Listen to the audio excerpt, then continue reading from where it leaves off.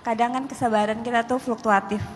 Kadang naik, turun gitu, kadang ada yang diuji lagi kesal-kesalnya bisa nahan sabar, tapi kadang-kadang mau juga emosional terpancing. Gimana caranya Ustadz supaya bisa tetap menjaga kesabaran, tetap stabil gitu, nggak gampang terpancing dalam keadaan yang emosional gitu. Terima kasih Ustadz. Assalamualaikum warahmatullahi wabarakatuh.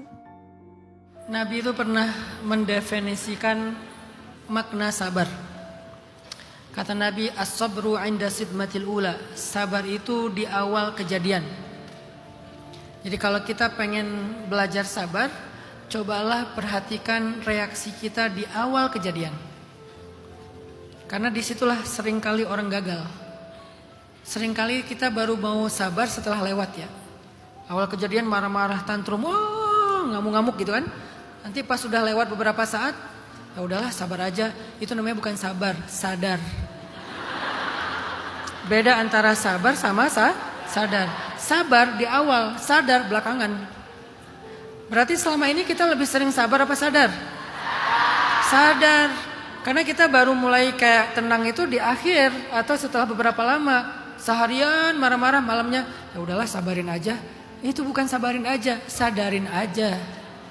Kenapa? Karena kata Nabi as-sabru 'inda sidmatil ula. Sabar itu di awal kejadian.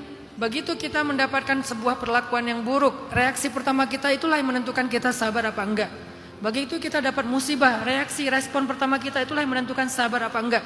Maka kalau pengen belajar sabar, fokuslah di awal kejadian. Kalau di awal kejadian kita bisa berhasil, insya Allah ke belakangnya itu jauh lebih mudah. Karena kita udah lebih tenang, kita udah sempat baca ayat hadis dulu tentang sabar, kita udah ketemu orang untuk curhat, kita dibantu sama orang-orang terdekat kita. Tapi di awal kejadian seringkali kita sendiri, kayak responsif aja gitu, bereaksi aja gitu. Nah kalau kita bisa kontrol di awal kejadian, insya Allah kita akan lebih stabil sabarnya. Itu teknis sabar. Tapi nanti ada nasihat-nasihat yang lain bahwa sabar itu nggak bisa sendiri. Makanya ayatnya watawasau bis sabr. Saling menasehati dalam kesabaran. Kalau pengen sabar jangan sendiri, karena kalau sendiri kita tuh naik fluktuatifnya tuh ekstrim. Apalagi kalau kita lagi futur, gimana caranya sabar? Berat.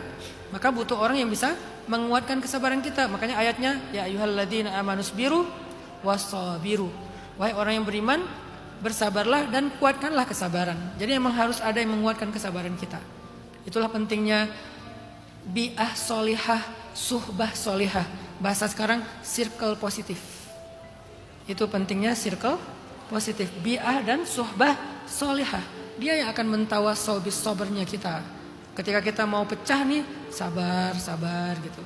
Atau dengan bahasa-bahasa yang jauh lebih mudah bagi kita.